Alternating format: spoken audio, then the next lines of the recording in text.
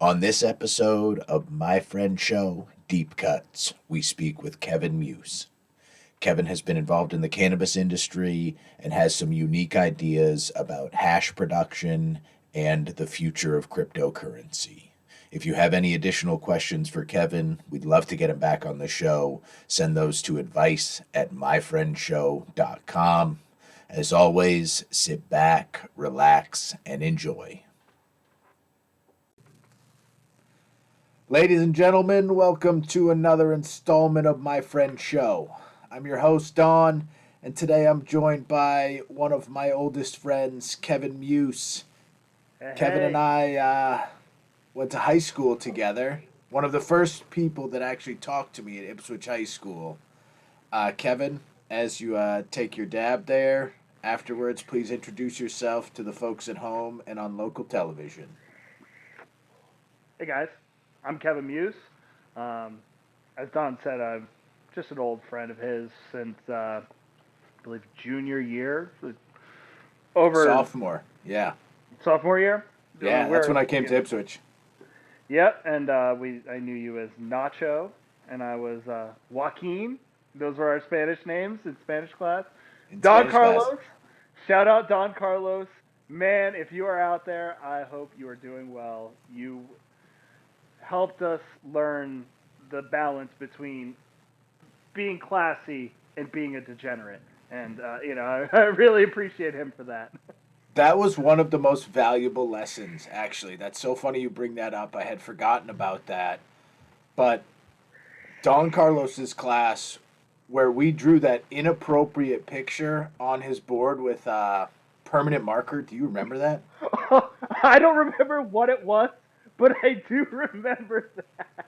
And he was so cool, man. Like, he was such a cool teacher, but we pushed it too far with that prank, and he was not cool after that. Like, he was upset, and I was like, oh, okay.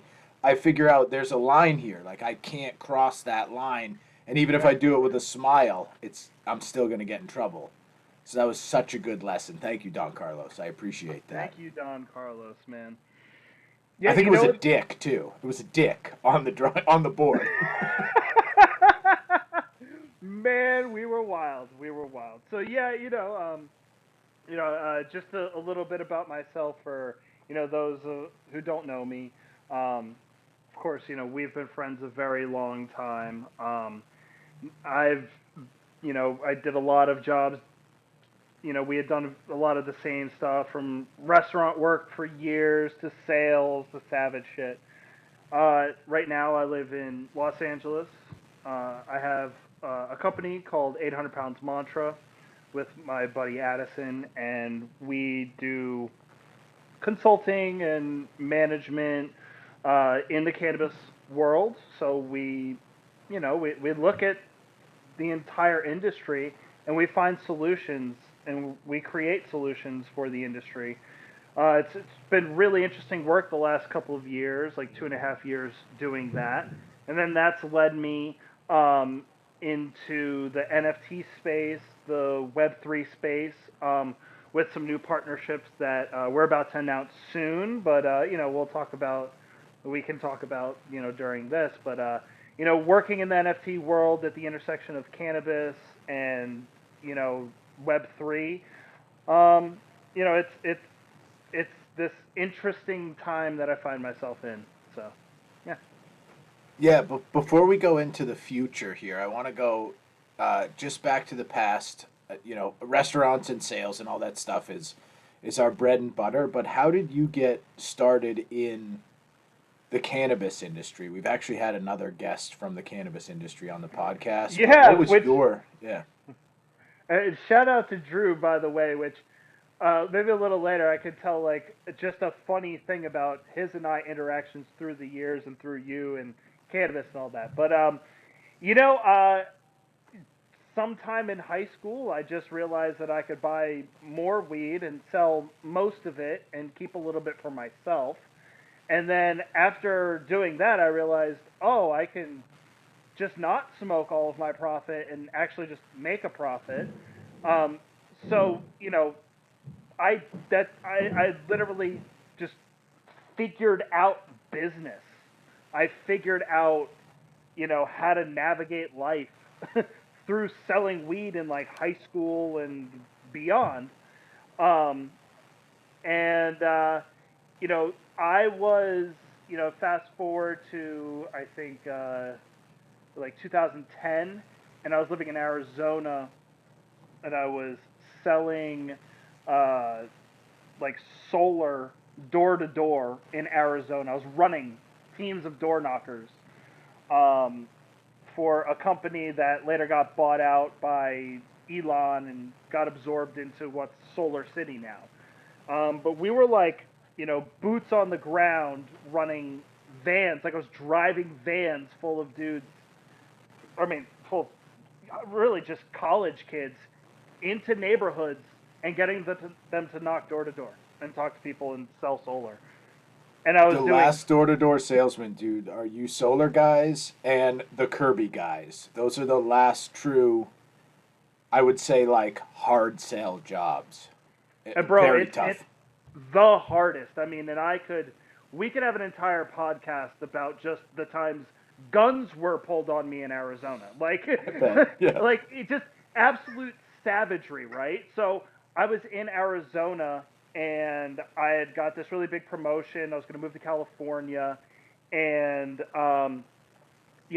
I was basically like everything got like kind of pushed back, and I had already found my replacement. So I'm like sitting in that limbo, and I'm on Facebook, and Raw Rolling Papers had a Facebook that I was following, and they really weren't even posting on there, and they just posted something. I'm sitting there one day, and they posted that they were looking for a rep in Arizona, in Phoenix, and I was in Tucson at the time.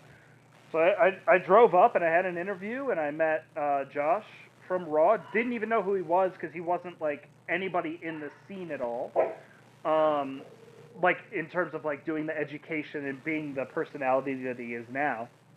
And I met them, and they. Oh, sorry about that. That's my dog. But and yeah, I got hired, and I then worked with Raw Rolling Papers as basically coming up with the basis of what is their marketing, right? Like how do we interact with social media? Like I started their Instagram, and went on tours with rappers, and did all this like really fun stuff. But I was on the road with them for quite some time, about a year and a half or so, just straight on the road savagery.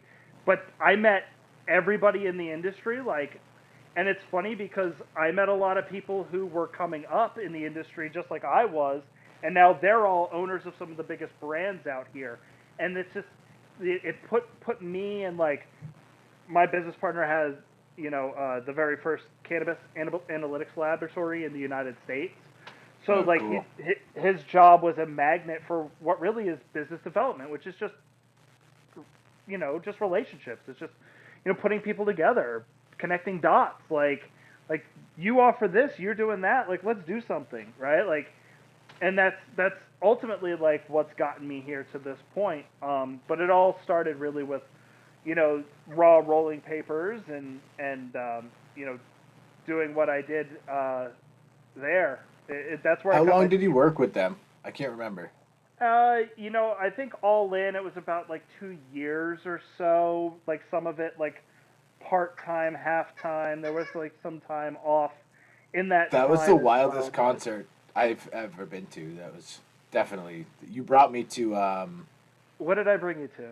I think it's a currency. Yeah. Oh, when I was on tour with Currency, Yeah. you came to the Middle East that night. You brought me to the Middle East. You brought me backstage, and I don't know what I was thinking, dude. I showed up in like khakis and a polo shirt, and I was like, not not fitting the scene at all. I looked like a cop. I'm pretty sure, but Oh, that I love was that. one of the best shows I've been to. We watched the whole thing from backstage, and I remember you going out and throwing these rolling papers into the crowd. And then you like gave me and someone else was there too. I can't remember. I think it was one of your other boys. Uh huh. And we were just tossing rolling papers into the crowd. That was awesome. That was, yeah, man. I mean, that was definitely a very fun time. But to be honest with you, it was also very challenging because I lived in hotels that whole time. Like, I went on tour with those guys for just shy of 2 months. So I started in Arizona, and we circled the entire country all the way down to like Miami, right? And then I flew from Miami to San Fran for the Cannabis Cup that I judged, You and judged was it, like, right? Yeah. and I was doing media and all this shit.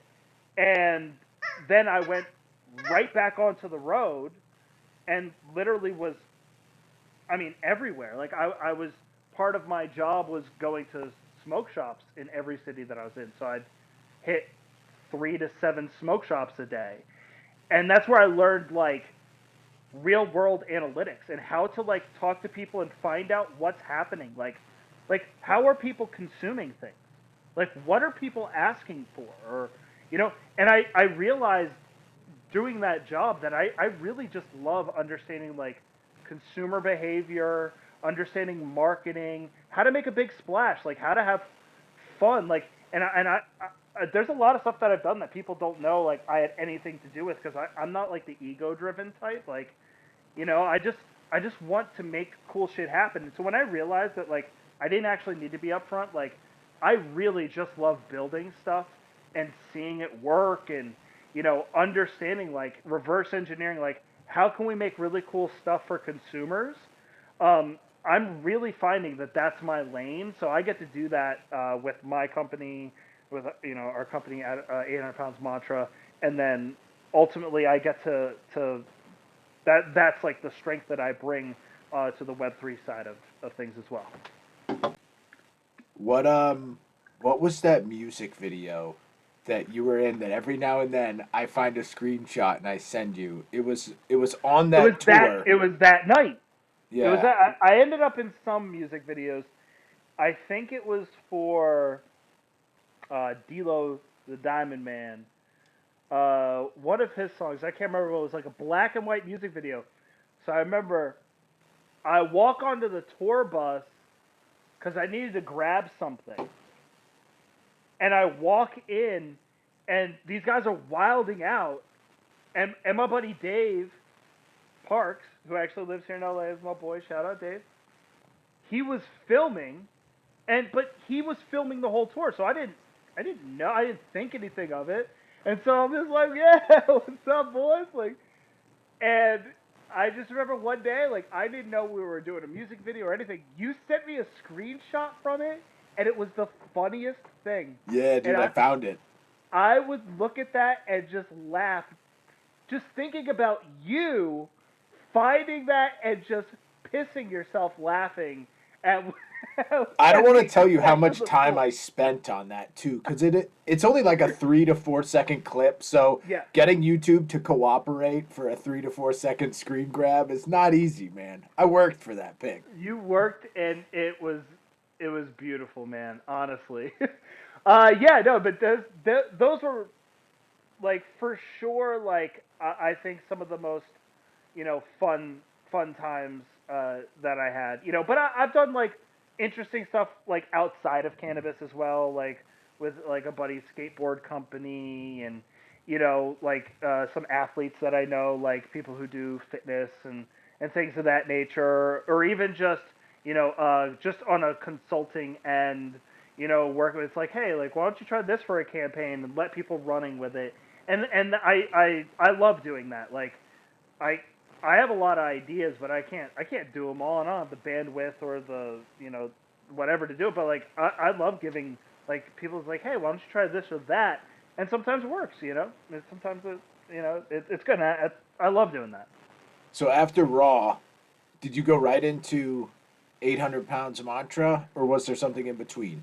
I can't I mean, remember there that either. there was there was something in between. It's like a gap in a resume, right? Oh, okay, gap year. Yeah, I was taking a gap year, bro. Yeah, It was a few gap years. sabbatical. But in that time, I was uh, honestly, like, I was flipping shoes for a while, like on StockX. I was flipping, glass pipes, from artists that I knew to, friends that just didn't have access to pipes. Um, always sold like weed and all that stuff through that time as well. But it wasn't until I got to come out here and really, you know, feel as though like I could do something like really for myself, like really like with a small group of people that, you know, we could like move mountains because we're passionate about what we're doing. And I have the audacity to be an entrepreneur during a fucking pandemic, you know. But like at some point, like you just gotta like say like, oh fuck it, let's go. And you just gotta throw your hat in the ring, and you'll be up and you'll be down, but it's so worth it. Like for us, like, you know, at our company, we really are just about like finding solutions and like building them, right? Yeah. It's plain and simple. So like for example, like a big project that we're working on is called Pyramid Pipeline. So, you know, for 2 years we were, you know, we're friends with a lot of hash makers, right? And, you know, me being that inquisitive guy, right? Like I like to ask questions. Like what's what's the biggest challenge for your business? What's working for you? Like I don't know. I just really like that. And so, you know, we talk to these hash makers and they all have the same problem. They don't have access to like enough genetics, right? And then we know breeders, and these breeders have a ton of genetics that would be super viable for hash production, but they don't have an avenue to put it out. So we sort of step back and go like, there's an avenue there, but what does that take really? So to get the genetics into production and like what actually is the steps to create a supply chain. So what we've done is we've for 2 years now have been building a supply chain to go from the breeders who are, you know, doing genetics that are just for hash, like specific for hash production. We need to get those propagated. We need to get that into large scale production. We need to get that frozen and transported in a very specific way. We need to create a pipeline of hash makers that are going to be the buyers of that, and we need to have strong, you know, transportation, manufacturing, breeder, manufacturer relationships. So that's what we've done is we've built this entire supply chain to literally take these genetics and put them into the washroom, because the reality is like if there's 15 or 20 popular hash strains of the time that like every company is running, and there's, I don't know, 800 companies making hash just in California, like it gets pretty boring, right? But when the reality is that there's so much more out there, we provide a platform to do that, right? Because the world runs on platforms. We're on Apple devices. I wear an Yeah. Apple Watch. I got an iPad here. I got my phone here. I got my computers, right? Like all Apple. I like to live in an ecosystem. We all like to Yes. live in ecosystems or platforms, right? So with that understanding, that's what we've built with Pyramid Pipeline. It's just a platform for genetics to add, you know, a lot of flavor, a lot more paint colors for the artists and for the end consumer, right? So now a lot more can be made, a lot more can be consumed, because there's a lot more options there. So with Pyramid Pipeline, do the is it the consumer of Pyramid Pipeline is the hash maker, or is the person providing the genetics to the hash maker? Who gains the most out of it? I'm just kind of curious where the who Well, was the initial ask. it's a line of asks, right? Okay. But Yes. I like to think of it as an we consider it an open source like protocol, right? Or it's an open source tool or platform, whatever adjective you want to use, right? But it's open source.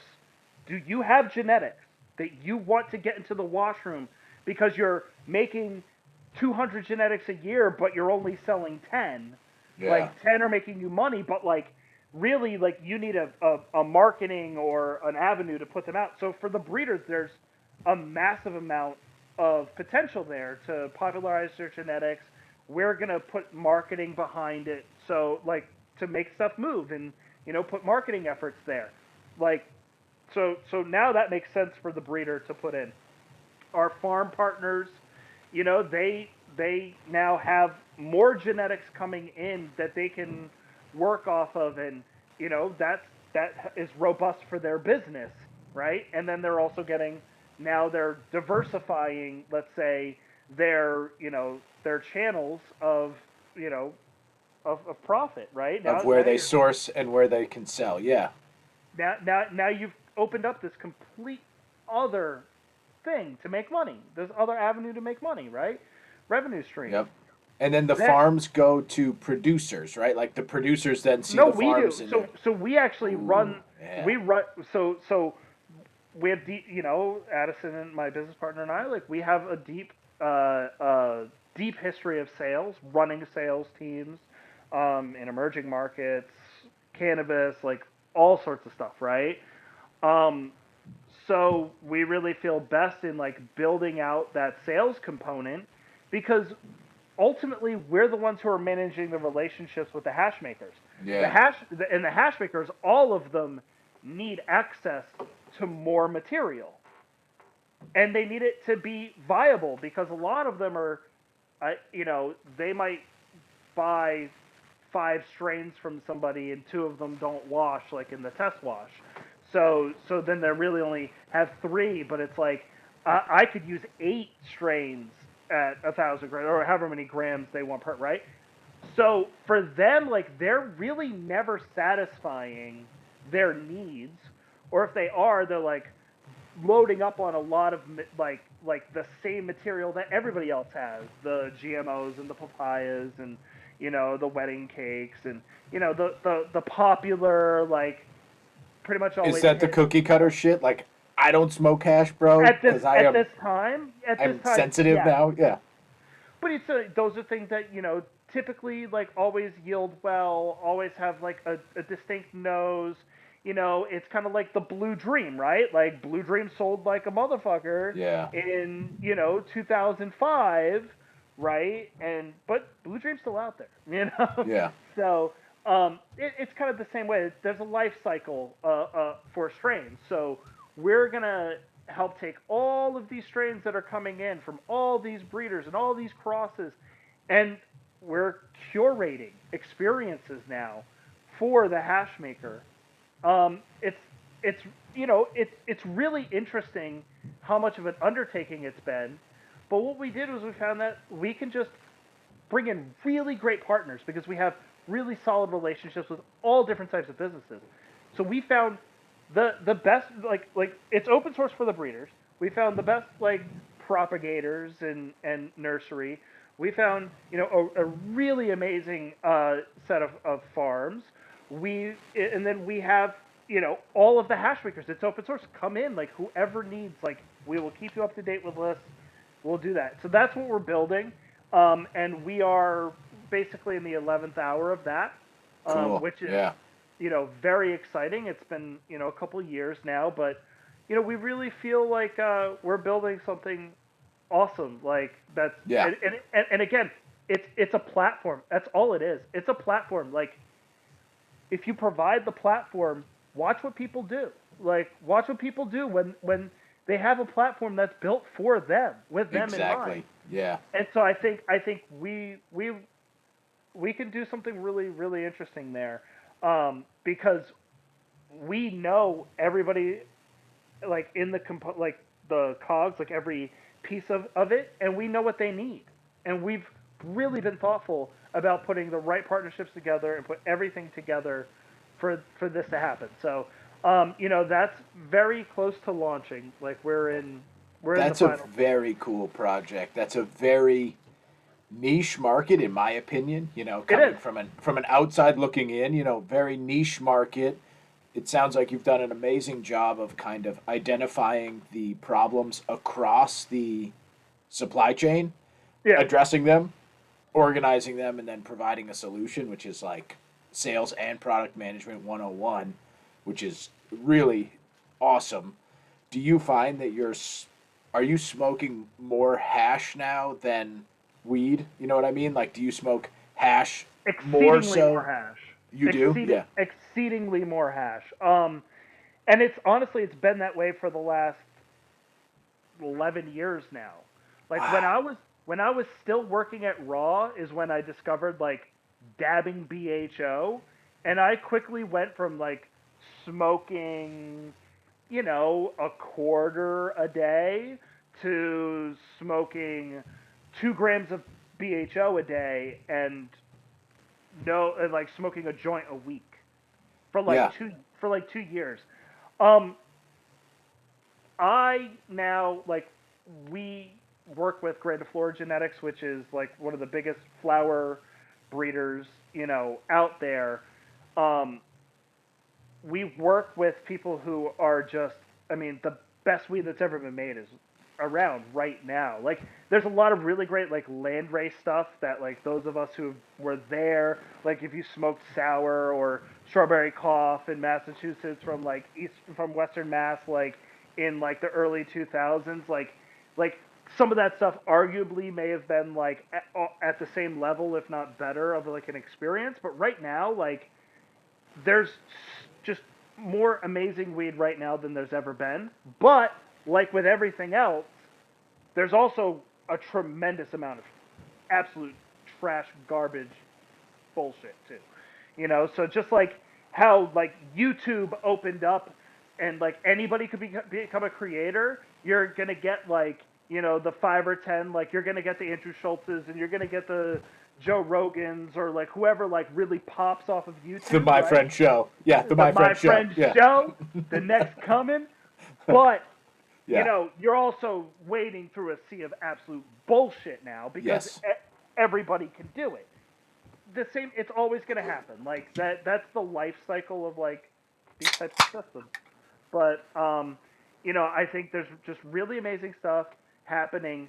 We're, for Pyramid Pipeline, we're just really being thoughtful about about what actually benefits the industry, the consumer, the maker. Like, how can we bring more business over here? Like, how can we just stay in our lane, Yes. right? We just love Yeah. hash. How do we stay in our lane? How do we, and our slogan is make hash better, right? Make And hash like, great again. Yes. how do we do that? Like, and I am telling you, it always comes down to make things open source and build communities around it, right? So I was sitting there and I'm getting, really into NFTs and, from a marketing perspective. And I thought, like, well, what if we just, like, built out an NFT platform? Like, we just start a fucking website and I'll raise capital and find a team, right? It was, like, kind of just, like, it was very audacious for me to think of, but I created this business plan for an NFT platform for the hash makers because we're working with all the hash makers for all the Pyramid Pipeline. I was just like, well, wouldn't it be cool if we took Pyramid Pipeline and said, hey, we're creating all this marketing material. Why don't we use that as something that we can monetize and build communities and build brands? And then when the metaverse comes in, maybe we'll build you a shop or something, right? And I don't know the first thing about doing that, but I knew that that would win. Then because we were working with Granda Flora, oh What yeah, a, sorry. what attracted you that what started your journey with NFTs?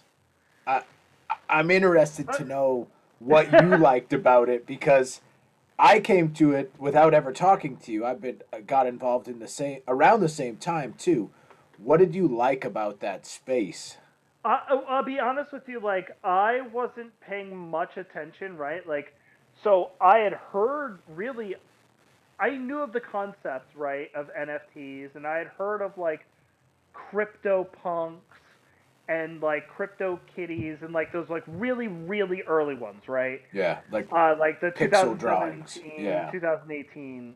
I'd heard of all those because I keep my ear to the art world. I always have, like, whether it was glass art, which is a big part of my life for decades, or I just have friends that like actually like own galleries and like have really great art.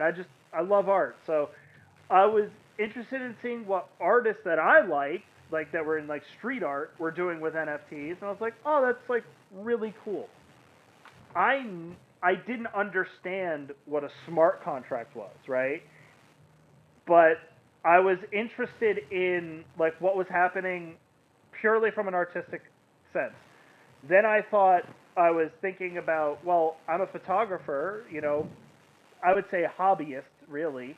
Yeah. Um, but I find myself in really interesting places with cannabis, and I like to shoot cannabis, and I like to shoot other stuff, and I live in LA, so I do get to photograph some cool things every once in a while, and I was doing like an Instagram for it, and I was just like, well, maybe I could like this is like a really cool way for like me to like make money off of my images, right? So I started thinking about like selling NFTs of my photography, and then something like I was like watching a YouTube thing, and somebody talked about like just said like every ticket is going to be an NFT, and Yes. I really thought about that, and it blew my mind, and I said, wait, so now a ticket, because I save tickets, I have tickets for 25 years of concerts, but I typically just stick them away or something. I've lost a lot of them, like whatever. But what if that ticket actually had inherent value and I could sell that later on? Because I realized you could just upload whatever you want to it after it's been sold. And that's what triggered it to me. I was like, oh, like every band is going to sell an NFT ticket. And then the smart ones, or like, like the Grateful Deads, or the ones that like always film everything that they do, they'll be able to upload that to your ticket later on, and Yes. now that ticket has value, and then that opened me up to use cases, and my brain always goes to like, well, how does this apply to like different businesses? So at that point I challenged myself to go, okay, now that I understand a little bit more about NFTs and I saw this use case and it just blew my mind, now I need to focus on like whenever I see a business or anything, I gotta like challenge myself to think about like how NFTs could integrate with that business. That's what I did with social media when social media started popping. How does social media like interact with a business? Like, oh, okay, and so that's what I do over here. And then all the use cases started flooding, and then I was just like hooked. And then what I saw was I'd been hearing about Bored Apes, and Bored Apes were maybe selling for a couple grand at the time, right? Like Yeah. not a lot of money, but still like they had been around for a couple months. I saw that Bored Ape did an auction of like X amount of Bored Apes at I think it was Sotheby's or Christie's auction house or something, like one of the biggest auction houses in the fucking world. They Yeah. did like 25 million in 4 minutes, and I went, oh, this is real. Like this is Yeah. totally Oh fuck. 100% real. Yeah. We're And real. then Shit. and then I was like, okay, now I have to learn more about this. So I did, and that's what really sparked my interest. And that was maybe, I don't know, like early, like late summer, early fall of last year. You know, my Um, favorite part about that story is just real quick. yeah, Is okay. So Bored Apes, Sotheby's. Sotheby's typically has to hire an extensive staff to validate a piece of artwork before they can sell it. With that Bored Ape, they didn't have to do anything besides check it against the blockchain and say, oh no, this is good, and let it rip. It so took now, half the effort at best. Probably took 1/100th of the effort, really, to sell it for $25 million. 1,000%. Because now what you're talking about, which is a huge problem for the cannabis industry, which I learned, authentication is a huge problem, right? So just look at like honestly what's happening in other states, right? Is there's stuff from states like California or Arizona or any of these legal states, right? Almost always there's some backdoor action, and it gets to Sure. other states. It gets to Yep. other states, right? So what started happening is like the black market in other states started saying we're sick and tired of buying fake X, Y, or Z. I want that sticker on it. That means that it's authenticated. It shows that it was like real, and now that's what people want.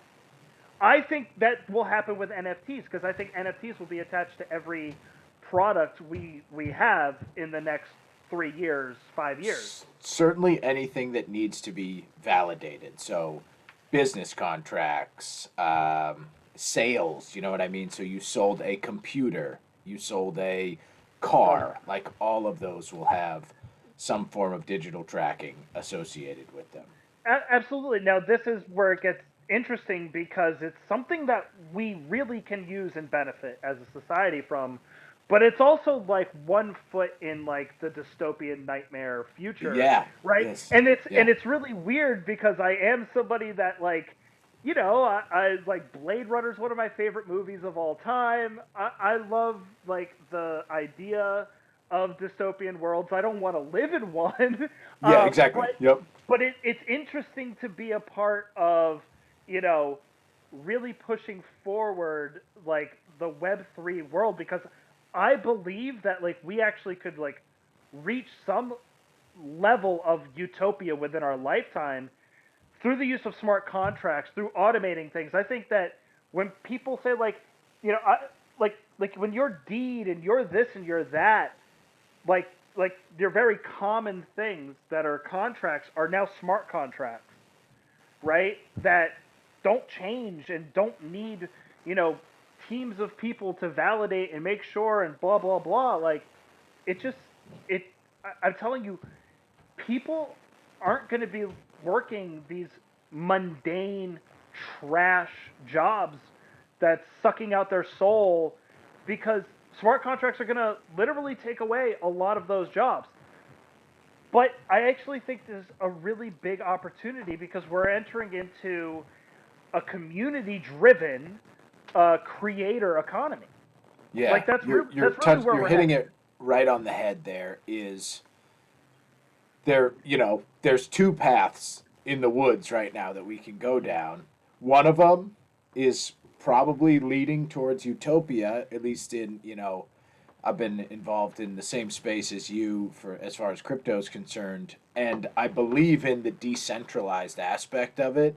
And if Thousand we percent. stay that course, we might get something better out of this life.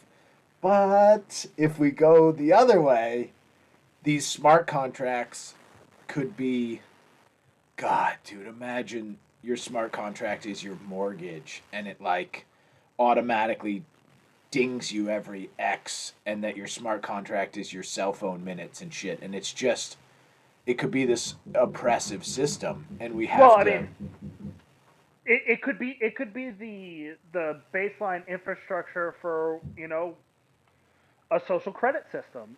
thank you. Yes. I mean, and that's Exactly.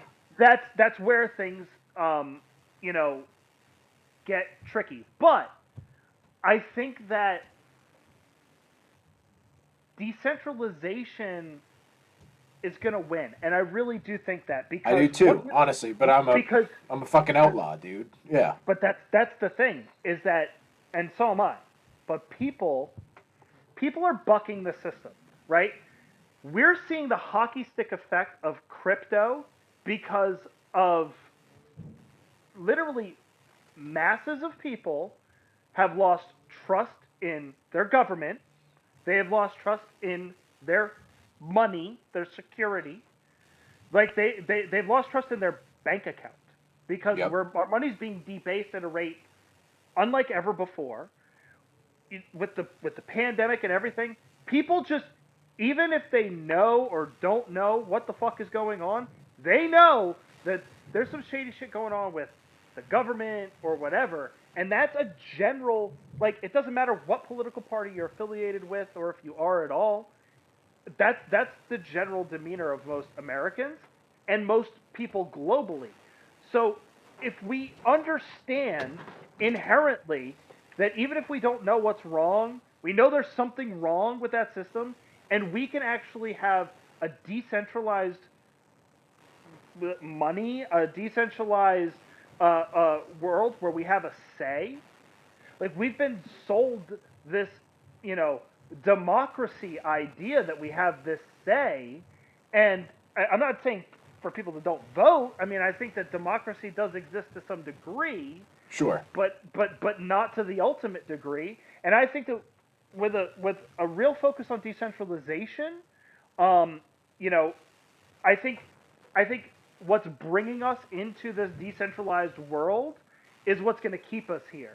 I think that part of it too is like something that's very promising is uh, Binance. I believe it was Binance was pressured to sanction Russian accounts, and they said no because that goes against what crypto is about. Yeah. That goes against the white paper. That goes against everything that the blockchain is about. And so if one of the biggest entities in the world is going to do that, pay attention, like because You that's know who real. did sanction though? You know who did fuck up, which was such a devastating blow, was MetaMask. Did you see that? I What didn't, a but what a tragedy, dude. I love MetaMask, but that was really a big hit to me to realize that MetaMask isn't decentralized. They went in and very quickly, stifled any Russian activity on their things. They closed accounts, they seized funds, and it's like, guys, you missed the fucking memo. Like fuck yeah, Russia, but you missed the memo. and I'm not even like fuck Russia because most people in Russia, Are the good ones that are people. actually Yes, suffering, they do not agree to this. They don't want any of I this. agree. I agree. You They're know, just and people. I'm no Yep. geopolitical expert, right? Me either. Like, Yeah.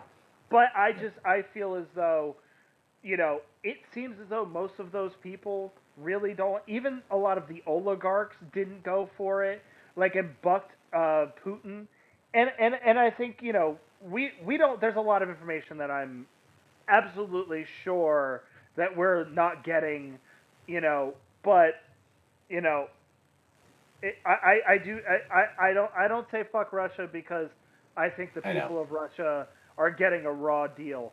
I agree. Yeah, I know. I see. Like most because Yeah. think of it this way, like if we got nuked or something because of Trump, you Yeah. know, you can say how would you feel if people were like, well, fuck America because like half those Didn't people didn't even weren't vote for him. following Yeah. him. We're Yep. very against that guy. Like, and Yep. so that's where it gets messy because it's like, like Ukraine isn't Zelensky, just like Russia isn't Putin, just like America isn't Biden. Like Exactly. we're a Yeah. people, man. We're all peoples with culture and history, and you know a lot of conflict between us all. Like it's just at the end of the day, it's Yeah. like we're all just fucking people, right? But All just people with the same problems, just spaced out over a different piece of land, dude. Is what it really is. We're all it's just it's trying to very interesting. survive. We're all trying to survive, man. And hey, I still like to think that I live in a free world where I still can be the master of my universe and I have the opportunity to build my universe just like anybody else and it may be more difficult for me than others. It might be much easier for me than others, but I have an opportunity, and I'm going to take it. And I really am more bullish on that. Like, just hey, Web3 could lead us to a dystopian nightmare, but it's also a very major opportunity for you to build something, build your own piece of Yeah. the world. And if you don't take that opportunity, and you're a creative or you have some idea of like what you'd want to do, there's nothing stopping you. Like literally nothing stopping you at any period of time. There has never been a time that nothing has been stopping you. I don't care if World War III is here. I don't care if they're blaming Putin for the gas prices. I don't care. Like you have an opportunity. Like you I think have the that's a tools. great point, actually, is that, or at least the hope behind the movement that we've just been talking about is that, you know what, this is the true opportunity you have to build your own destiny. You've been given a decentralized system. It's not perfect yet. God, dude, how many No. hacks have I seen and fucking dodged? But it's Oh, getting there. for sure. Yeah. For sure, Now, right? where do you see it? What's your intersection here with cannabis, Web3? Like, what do you think is Well, coming down the pipe? I'll tell you this. I'll tell you Don't this. give too many details, but yeah. No, but I'll tell you this. My general thesis is this, and it's it's just an expansion of an idea that I saw in an interview with Pomp. Do you know Anthony Pompliano, Pomp podcaster? He's a really POMP. Check him Okay, I'll out. check Like him out. Yeah, I don't he's a, think I he's know him. he's like a Bitcoin maximalist, right? But he did one of Tom Bilyeu's impact theories, which I implore anybody and everybody, if you want to just get a good grasp of what's happening in like the world in terms of like our moving over into like digital assets. That like 2 hour interview is so good, but what he says is something very interesting. He said, historically, the bad actors of society are the early adopters of technology. Hmm. So my expansion on that was like, okay, well, like bad actors are mavericks, right? Like we're like the bootleggers, the smugglers, the whatever, like the people that society wanted to shun, but also low key really needed because they still wanted their shit. That's how I feel in cannabis, right? Like that's Yes. what we are. We're the bad actors. We're the mavericks, right? With especially those of us that stuck it out when we would still go to jail for this shit, right? Yeah. So I see that we're the early adopters, right? Even take it a step further, right? Think about like, we're the same age. Think about movies and TV shows of the late 90s and early 2000s, right? If Yeah. somebody had a cell phone or a flip cell phone or a beeper, they were always drug dealers, like drug moguls. They were always like some bad actor that was making a lot of money that you could point your finger to, right? And so we're always the early adopters, bro. Like, like we pushed fucking a lot of the internet and a lot of the beeper sales, like, and all that shit, like, Yes. and I Yeah. and I just I feel like for cannabis, right? We are still not federally legal. Because of that, we can't bank with any major banking institution, which like like historically franchised people of the past in America, right? If you can't bank and you can't create generational wealth and you can't get interest in all those different Or things, buy a and you fucking home, dude, property with that money, dude. Yeah, exactly. Yep. right, I mean, I'm sorry, but this is exactly what society did to black people, right? This is why black people have less equity in society because they lost generations to that. I feel like they've done that to us by stifling our banking. We can't bank like a normal business, but we can be deemed essential in a pandemic. Yeah, that's And interesting. so if we're essential business, right, in a pandemic, but we're not able to bank, why wouldn't cannabis find alternative ways? Now, with the executive order coming down, and we're not getting taxed to death on the crypto market, instead, it's essentially the government saying, you know what, this is too big now for us Yeah. to control. We can't. So the only hope that America has really is to be a world leader in crypto. That's what we have to do. Because Yes. the Or we'll reality get is, left behind. Yeah. of course, like Russia will come and snatch that right up from us, Absolutely. Or right? or And any and other fucking and don't and vicious don't dictator. believe Yeah. don't believe what's happening with Russia because the moves that they're doing with the gas and the rubles and they're backing their currency with gold at a lower rate. I just saw all this stuff about what they're doing, dude. They're gonna be just fine. So I like, I agree with you there on that economic side. Like I hate to fucking say it, but yeah, They have the natural resources. They have the fucking manpower. They have the fucking nukes. They're not dumb. They are making a long play for sure. I mean, one would suspect, Yeah, I would hope so. could, Yeah, or it's you a know. fucking nightmare. Yeah. Again, I'm no geopolitical expert, Yep. and to be honest with you, I have been so embroiled in other things that I haven't paid enough attention to what's going on. But I can tell you that there's cannabis really should embrace crypto because just like everybody else, like we've been left behind by the old institutions. Um, I just think we have an interesting opportunity to fund ourselves, to create our own economy, literally to Yeah. create our own economy that actually thrives and flourishes and is self-sufficient and leaves the chads out of it and leaves the social media empires who want to silence us and kick us off our and deplatform us every day and take away our voices. Like we don't have to deal with that anymore. Like Is Web there anyone three. doing that? Is anyone doing like a DeFi for cannabis or a DAO? I know we had mentioned that. Do you see So that? yeah. So I mean, well, through some of my partnerships, we are fleshing out the structure of a very interesting cannabis DAO called Terp DAO. This is the first public thing that's ever been discussed about it, but It's okay. Only 30 people a week will see this, so it's all right. and that's fine. But realistically, I think we're on to something really cool.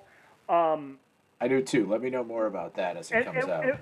and the way I see it is that we have an interesting opportunity to trick people who are into weed into doing DeFi, like MySpace tricked us all into doing HTML. Like I love that literally line. in 2006, we were sitting there and flirting with $150,000 base year salary job and we didn't even know it. And I Yeah. think that we have that opportunity. Like I think that there's people out there with $500 or $1,000 sitting in their bank account going like, I want to bet on weed with this, but I have no idea how to. Yes. I think that there's tons and tons of people that are into that. We could give them a platform to do that where they have governance, where they can literally vote upon where those funds are used and then they're a part of a community that is funding and pushing forward the industry in the Web3 world.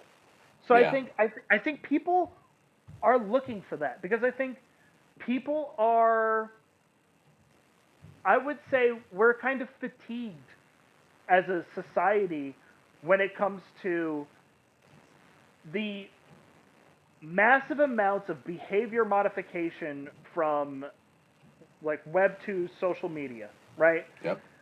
I mean, everything is behavior modification, right? From Google and how they feed us information to, and really all of the social media took that to a completely, deep end of that pool.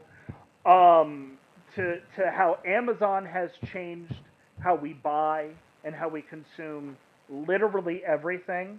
Anything and Um, everything. Yeah. anything and everything, right?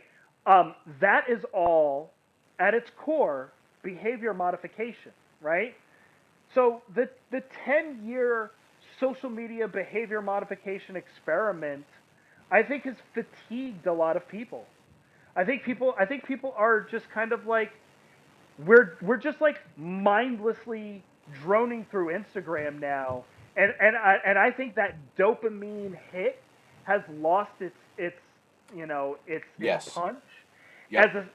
as a whole, right? And so I think we're kind of reverting, right? Like if you see what's happening in social media, now people are in Discord and they're building communities, and Discord actually is more like old like chat rooms that we were in way back in the day, right? They Yeah. weren't as bloated. They weren't as 200,000 people having a conversation. Now it's 200 or 2,000, and that's much more manageable. You Yeah. know, when you think about our history, so I think that people are fatigued when it comes to the social media thing, right? I think that we are looking to get back to, you know, more tribalism, right? Like if you really look at, you know, our history as humans, the vast majority of that, we lived in bands of 250 people or less for the Yes. bulk of our existence, right? Like people like to think of like all these technological advances we've had, this hockey stick that we've been living in for, you know, a few generations now. The majority of our existence has been one where everybody was poor, has been one where, you know, we existed in very small bands, and we could only really understand the lives of 150 people, right? So Yeah. Yes. I think that what we're doing is we're not going all the way back, but I think is that we've we've overshot it a bit, and I think we're bringing it back and saying no. Okay, we did social media. That was crazy. It was like, you know, spending in the 80s. Okay, it's the 90s. We got to Yeah. bring it back, and we got to tone it the fuck down, right? So I think that what's happening now is people are finding communities again, right?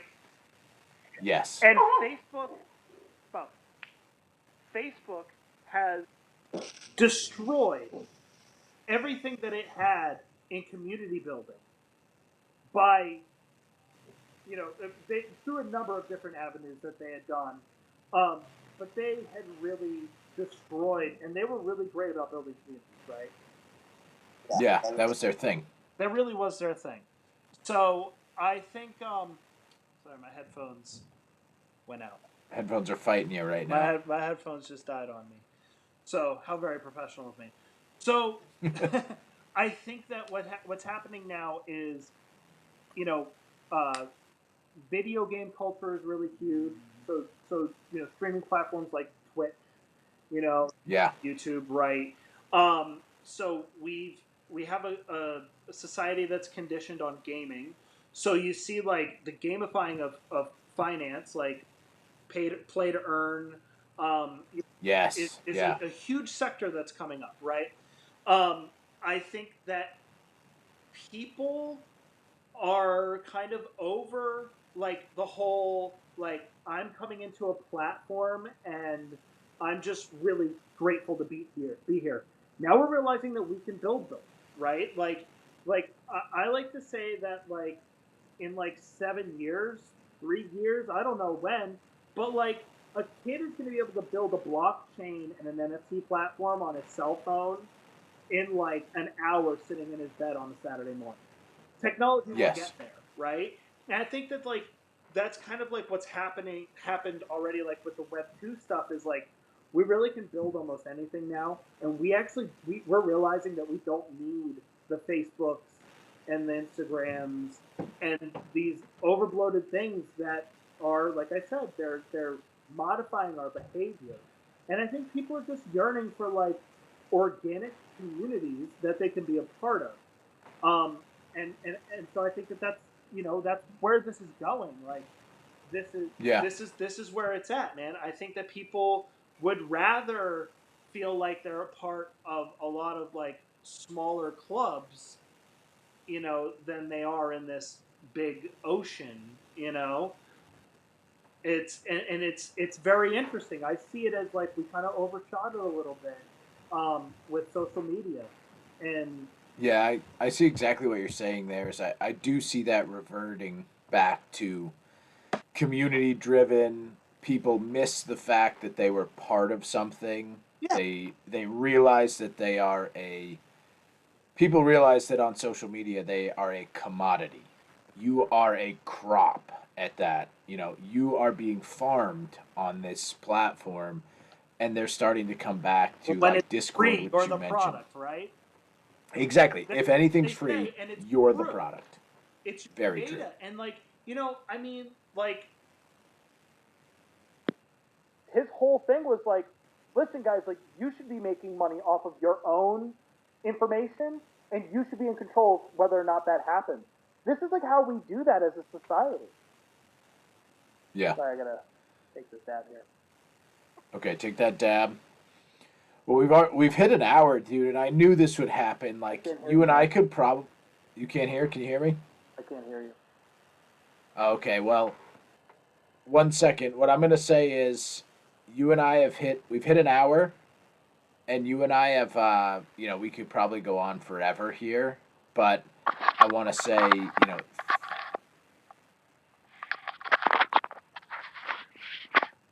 can you hear me now? Yeah, they connected back on because they probably charged. But what I was going to say is you and I have talked for over an hour now, and I knew this was going to happen. You're definitely going to be a regular feature on this show because you have so much good shit to say. I think we covered some amazing stuff. I know there's a handful of people out there who are going to really enjoy this conversation. Awesome, man. Yeah. Let's put a pin in it because I don't want to... I'm not Joe Rogan. I can't go for 2 hours because nobody will listen to the second hour. But in reality, dude, we have to get you back here again. It's been so nice to catch up. It's been great, man. It's been great.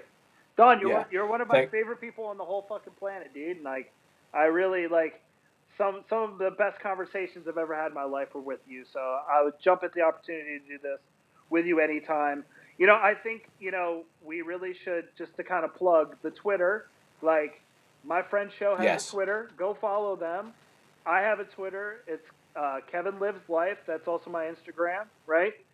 But on Twitter, they have a thing called Spaces where we can have conversations, right?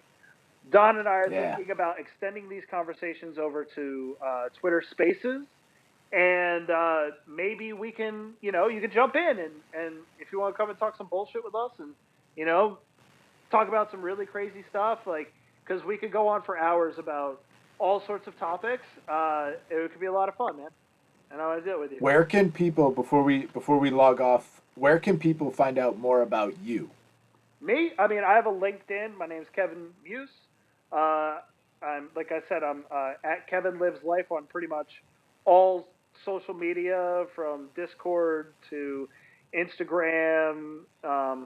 So you can find me over there. Our company is 800 Pounds Mantra. We have 800poundsmantra.com. It's 800 LBSMANTRA, 800poundsmantra.com, and then pyramidpipeline.com for those companies. And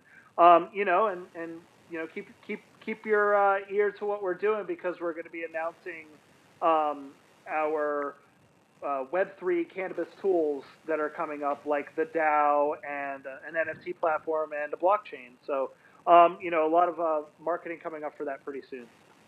Yeah. Awesome, man. Well, yeah, we'll have more about that. I can't wait to do some Twitter Spaces with you. For everybody else, follow along with, like Kevin said, on Twitter. We're also on Facebook now, Instagram. But we appreciate you guys tuning in tonight, and we'll talk soon. Thanks. This land was made for you and me. They told Elijah McClain as he lay in the street, fear in his veins, blood on his teeth, nowhere to go but down. That's right, Elijah. This land was made for you and me.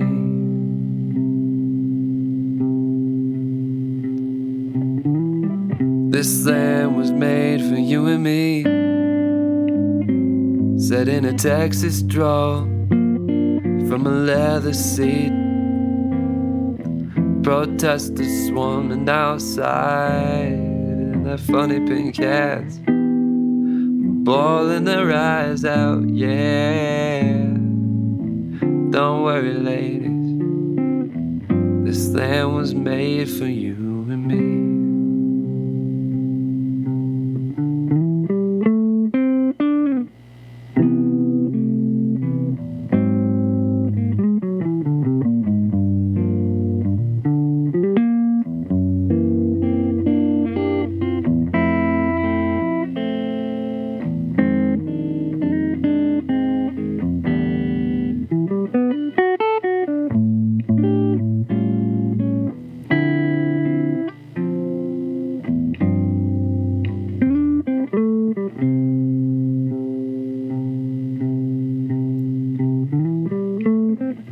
This land was made for you and me, as a citadel, a sanctuary from all the evils of the world. And we can run it down just like that. God's hand on our back, and you tell me, baby, who this land was made